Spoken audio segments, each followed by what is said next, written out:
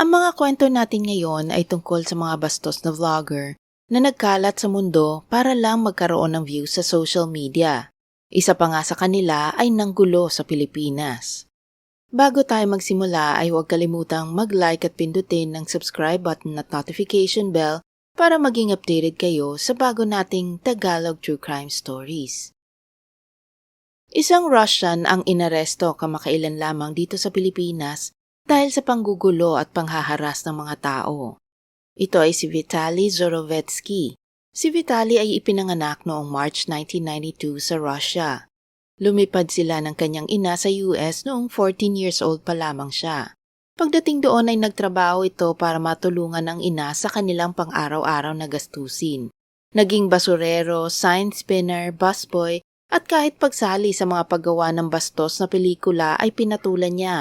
Makaraan ng 5 taon at nang makapag-adjust na sa pamumuhay doon, si Vitaly ay nagsimulang mag-vlog noong 2011. Sa kanyang YouTube account ay meron siyang higit 10 million subscribers. Sa Facebook ay meron naman siyang 7.6 million followers. Sa Instagram meron siyang higit 750,000 followers. At sa pangalawang YouTube account niya ay aabot sa 1.8 million subscribers. Ito na ang pangunahing ikinabubuhay niya at siya ay nakilala sa kanyang mga kalokohan at publicity stunts. Ang ilan sa mga ito ay umabot pa sa kanyang pagkaaresto at pagkakulong. Isa sa mga stunts niya na nauwi sa kanyang pagkaaresto noong 2015 ay ang pag-akyat sa Hollywood sign. Noong 2020, inakyat niya ang isa sa mga pyramids of Giza sa Egypt at dahil dito ay nakulong siya ng 5 araw doon. Nito lamang April 2, 2025 ay inaresto siya dito sa Pilipinas dahil sa pambabastos niya sa mga gwardya at sa mga namamasyal sa BGC sa Taguig. Makikita ang 33 years old na Russian na inaasar at kinakausap ang ilang security guard sa Bonifacio Global City. Ang isa ay inagawan niya ng headgear habang tinangka naman niyang agawan ng baril ang isa pa. Isa namang gwardya na nasa tabing kalsada ang binastos ng vlogger at ninakawan ng motorsiklo. Ginambala niya rin ang ilang business establishment sa lugar kung saan kinuha niya ang electric fan ng isang restaurant at dinala sa hotel. Dahil dito sunod-sunod ang reklamong natanggap ng Taguig City Police mula sa pamunuan ng BGC dahil sa panggugulo ng lalaki. Sa kabuuan, 4 na gwardya at isang store manager ang nagsampa ng patong-patong na reklamo laban sa vlogger at sa cameraman nito para sa kasong unjust vexation at pagnanakaw. Pagbaba sa kotse ng Russian-American vlogger na si Vitaly, agad siyang inaresto ng mga operatiba ng CIDG-NCR sa isang hotel sa Pasay City. Dinampot siya sa visa na mission order for undesirability mula sa Bureau of Immigration. Bukod pa rito, naitala rin na tumalon siya sa bubong ng umaandar na jeepney at walang ingat na nagmaneho ng tricycle sa Manila. Napag-alaman din na bukod sa BGC, sangkot din si Vitaly sa panggugulo sa isang surfboard rental shop sa Boracay noong March 27. Dito ay siniraan at binastos niya ang isang surfing instructor at hinikayat ang mga manonood na siraan ng negosyo sa pamamagitan ng pag-post ng mga hindi makatotohanang reviews sa social media. Dahil dito inireklamo siya ng mismong may-ari ng harassment, pagbabanta sa kanyang mga empleyado at pagsabotahe sa kanyang negosyo. Sa isang sulat, hiniling nila sa Bureau of Immigration na huwag munang ipa-deport ang dayuhan upang mapanagot ito sa kanyang mga kaso. Tiniyak naman ng pamunuan ng immigration na hindi nila hahayaang basta na lamang takasan ni Vitaly ang mga kinakaharap niyang kaso sa bansa. Tinuturing siyang isang undesirable alien at ilalagay sa blacklist ng Bureau of Immigration. Ayon sa spokesperson ng tanggapan, noong March 26 pa dumating sa bansa ang vlogger at bago masangkot sa kalokohan, may tinulungan pa itong mga taong hirap sa buhay sa Boracay. Sa palagay ng mga otoridad, ginawa niya ito para pagtakpan ng mga gagawin niyang kalokohan sa mga susunod na araw. Sa kasalukuyan, siya ay nakakulong sa detention center sa loob ng Camp Bagong Diwa. Dagdag pa ng Bureau of Immigration, hihintayin nila na lumabas ang resolusyon ng korte kaugnay dito. At sa oras na lumabas na ang hatol at sentensya, ay kailangan niya itong bunuin at panagutan bago siya tuluyang i-deport. Ang susunod nating kwento ay tungkol sa vlogger na nambastos sa Japan at South Korea. Pinakawalan siya sa Japan ngunit mukhang hindi siya hahayaan ng South Korea na makalaya. Ang American streamer na si Johnny Somali ay biglang nag-trending noong 2023 dahil sa kanyang live stream sa Japan at South Korea.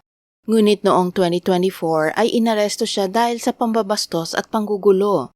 Si Ramsey Khalid Ismail na mas kilala sa pangalan Johnny Somali ay ipinanganak noong September 26, 2000 at lumaki sa Scottsdale, Arizona.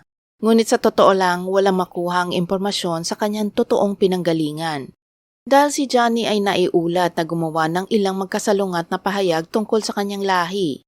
Minsan ay ipinahayag niyang ang kanyang ama ay Somali at ang kanyang ina naman ay isang Ethiopian. Sinabi rin ni Ismael na siya ay isang dating batang sundalo at isang dating pirata. Dahil sa mga pahayag na ito ay nagduda ang mga tao kung totoo nga ang sinasabi niya. Si Johnny ay unang sumubok gumawa ng mga travel vlogs ngunit dahil hindi ito napansin online, sinubukan niyang ibahin ang tema ng kanyang videos. Dito ay nagsimulang dumami ang kanyang views at followers sa YouTube at Twitch.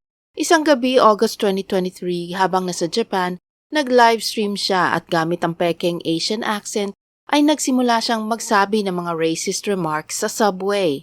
Hiroshima, Nagasaki, you know what we do to you niggas? Hiroshima, Nagasaki, we destroy it because you niggas don't know how to behave. Wallahi billahi wa ta'ala. I swear to God. You do again, we're gonna do again. You understand? Paulit-ulit niya itong ginawa hanggang sa may Asian American na napuno na at kinumpronta siya. Sinabihan siya nito na nakakainis na siya. What do you mean? Where you from? You know where I'm from? Where you from? I'm from America. You're from America? Yes. So am I. You're from America. Yeah, you're being obnoxious. You know what we do to you? What do you do? We will do again. Do what? Hiroshima, Nagasaki. You understand? Do you think I'm Japanese? Where are you from? I'm from America. Where are you from? What's your name? Texas, buddy. Nag-viral ang insidenteng iyon hindi dahil sa natuwa ang mga tao sa kanya, kundi dahil sa sila ay naasar sa kanyang mga ginawa at sinabi. Habang naglalakad sa kalsada ay nilapitan siya ng mga tao at minsan ay hinahanap siya para pagsabihan at patigilin sa kanyang mga ginagawa. Dito ay napilitan siyang humingi ng tawad para siya ay tantanan ng mga Hapon. No problem. It's no problem. It's no problem. No. No, we good. Hey, we chill. So what? We good. We good.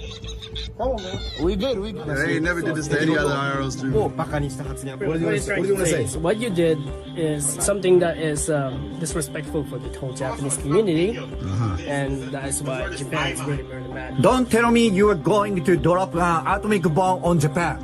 Okay? Okay. The Japanese don't think you are good. Apologize to the Japanese. Come on. Okay. Say. Okay. Okay, no. Say. Just say it. Gomenasai, Japan. Gomenasai.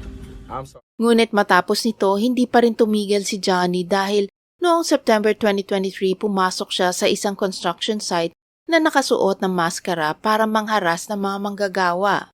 At syempre hindi ito ikinatuwa ng mga trabador doon, kaya't sinunggaban nila si Johnny at pinalabas sa lugar. Dahil sa mga pangyayaring ito na nag-viral online, ay nagsimula na ring makuha niya ang atensyon ng pulisya doon. Kaya ngayon ay nakabantay sila sa kanya. Ngunit walang pakialam si Johnny dito. Isang gabi na nasa labas siya kasama ang isa pa niyang kaibigan na si Gino, kinukuha na nila mga tao na kanilang inaasar sa kalsada. Isa sa mga ininis nila ay napuno na at sila ay pisikal lang sinaktan. Una nitong sinuntok si Gino at sunod ay hinabol at naabutan niya rin si Johnny. Hindi ko na maipakita ng buo ang pangyayari dahil bawal ilabas ang karahasan dito. Pero malinaw naman kung saan humantong ang panggugulo nila Johnny. Pagkatapos noon ay meron ding isa pang insidente kung saan hinaharas niya ang mga tao sa isang restaurant sa pamamagitan ng pagtaas ng volume ng kanyang cellphone at pang-iistorbo sa ibang mga customers doon. Dinahilan niya na nilagyan ng kumpanyang Huawei ng Chinese virus ang kanyang cellphone, kaya't hindi niya mahinaan ang volume nito. Pero tumawag sa pulisya ang manager at si Johnny ay inaresto. Huawei.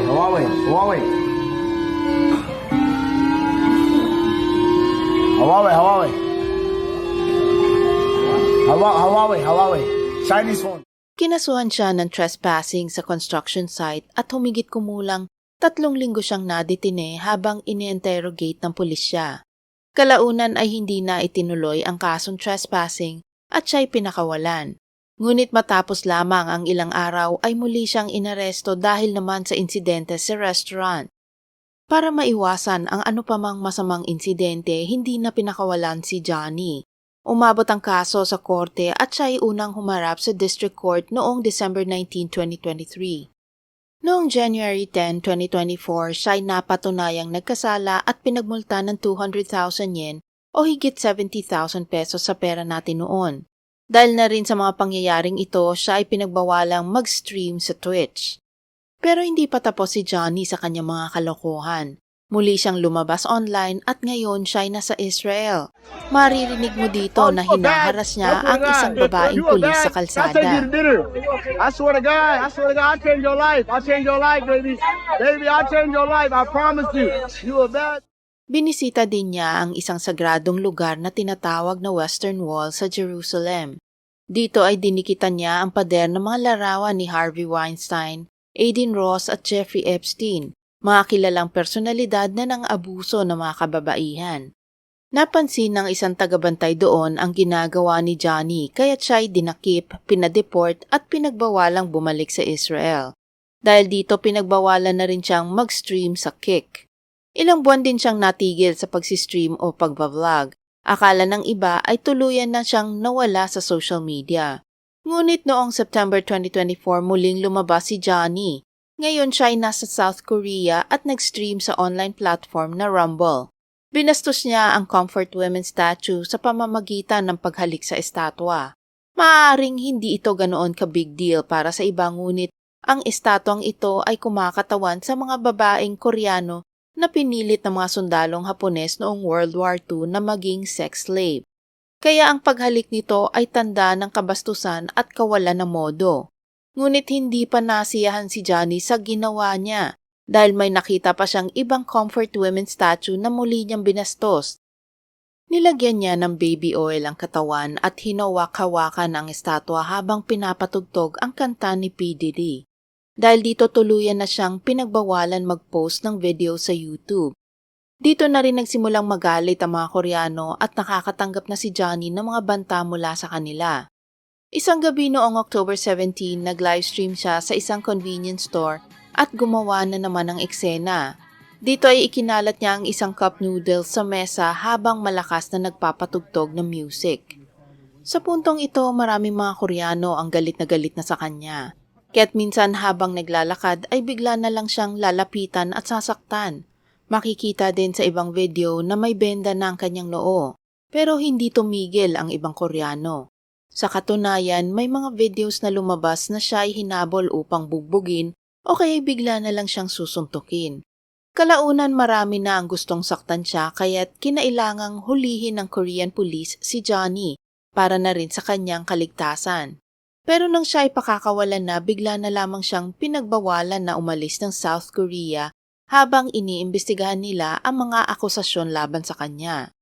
Noong November 6, naglabas siya ng video kung saan humihingi na siya ng tawad dahil sa pambabastos niya sa mga estatwa. My intention in coming to Korea was not to cause this kind of storm. My intention was to come here, do my live streams, make content, and be funny. So to all the people of South Korea, I just want to apologize for what I've done, and I really did not mean to hurt your guys' pride this much. And I will no longer talk about your statue or touch it ever again. I hope that I can live in peace here in South Korea. Makalipas ang ilang araw noong November 11, si Johnny ay tuluyan ng kinasuhan ng mga otoridad base sa mga reklamong natanggap. Nagsimula ang unang araw ng kanyang paglilitis noong March 7, 2025. Nahuli siya ng 1 oras sa kanyang hearing dahil daw sa pananakit ng tiyan. Pero napansin na tila lasing siya noong panahong iyon at tinangkapan niyang pumasok sa korte na may suot na sombrero na may nakasulat na MAGA o Make America Great Again. Ngunit pinahubad din nito sa kanya. Ipinaliwanag ni Johnny na sinusubukan niyang kunin ang atensyon ni Donald Trump sa pagtatangkang makatanggap ng pardon at makalabas ng South Korea. Sa paglilitis, kinasuhan siya ng obstruction of business para sa insidente sa convenience store kung saan nagkalat siya at nanggulo. Kinasuhan din siya ng 2 paglabag sa Minor Crimes Act. Una ay dahil sa pagdulot ng discomfort nang maglakad siya sa kalsada na may dalang bag ng bulok na isda. At pangalawa ay dahil sa pang-iistorbo sa mga tao sa loob ng bus at tren nang sumayaw at magpatugtog siya ng malakas na music. Umamin si Johnny na nagkasala sa 3 kasong inihain. Ang susunod na paglilitis ay nakatakda sa April 9, 2025. Ngunit hindi lang yon, nadagdagan pa ang kanyang kaso dahil natuklasan na meron siyang nilabas na AI-generated deepfake video na nagpapakita ng isang kilalang streamer doon na gumagawa ng sexual na eksena kasama si Johnny. Sa ilalim ng batas ng South Korea, ang paggawa, pamamahagi o pagmamay-ari ng mga hindi pinagkasunduang video na gawa sa AI ay inuri na bilang isang sexual na krimen. Kinumpirma ng mga eksperto sa batas na ang paglabag na ito ay may mandatoryong sentensya ng pagkakulong na aabot sa hanggang 7 taon. Sa ngayon ay nakalaya siya pero nananatili sa South Korea dahil kinumpiska ang kanyang pasaporte at meron siyang travel ban. Hindi tiyak kung kailan siya makakalabas ng bansa. Sinasabi na maaari siyang makulong ng hanggang 10 taon para sa lahat ng mga kasong isinampa sa kanya. Ang huli nating kaso ay tungkol sa Cypriot YouTuber na si Phidias Panayotou. Si Phidias ay nagsimulang mag-vlog sa YouTube noong 2019. Pinapalabas niya ang mga panayam niya sa mga kilalang personalidad sa kanilang bansa at pati na rin sa social media. Sumikat siya noong 2022 dahil sinimulan ni Phidias ang isang misyon na yakapin si Elon Musk matapos niyang yakapin ang 79 na iba pang celebrity para sa isang video. Habang naghihintay sa labas ng head office ng Twitter para kay Elon Musk halos araw-araw, hinikayat niya ang kanyang mga followers na kulitin o spam ang ina ni Elon na si May. Kaya't sa wakas noong January 21, 2023, nakilala at nayakap ni Phidias si Elon. Noong 2023 naman ay nakapanayam niya ang mga kandidato ng pagkapresidente sa kanilang bansa.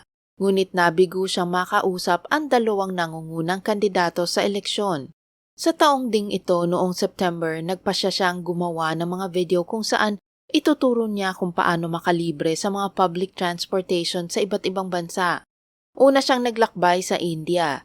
Dito ay ipinakita niya na hindi siya nagbayad para sa kanyang train ticket. Tinalunan lang niya ang turnstile o harang para makapasok at ganun din ang ginawa niya para makalabas ang estasyon.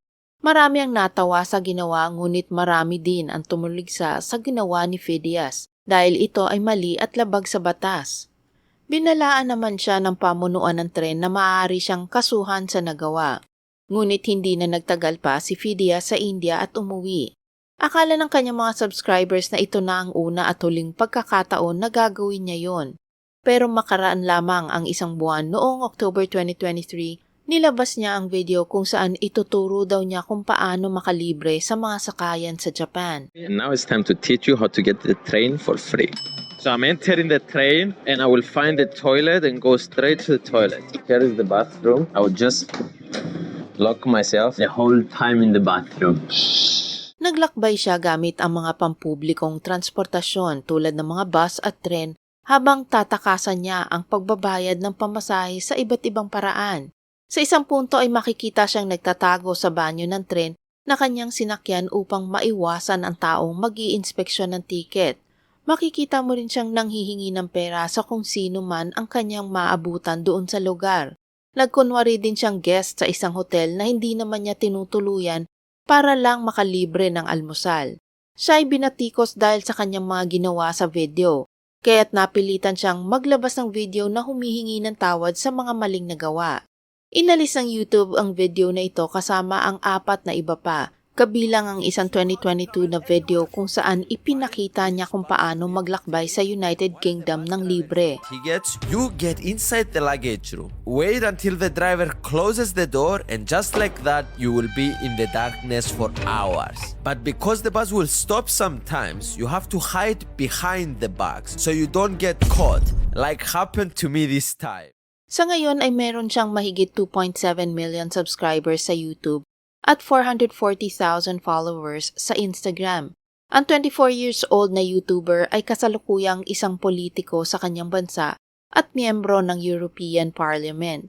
Mula nang mahalal, si Phidias ay aktibong iniendorso ni Elon Musk sa maraming pagkakataon sa pamamagitan ng kanyang mga post sa X. Kapansin-pansin na noong November 2024 nag-post si Musk ng Phidias for EU President. Habang noong February 2025 ay inilarawan niya si Phidias na matalino, aktibo at isang taong totoong nagmamalasakit sa iba.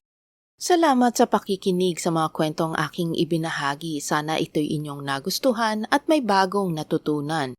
Para sa mga bago kong manonood at hindi pa nakasubscribe, huwag kalimutang i-like ang video at pindutin ang subscribe button para matunghayan nyo ang mga true-to-life crime stories dito.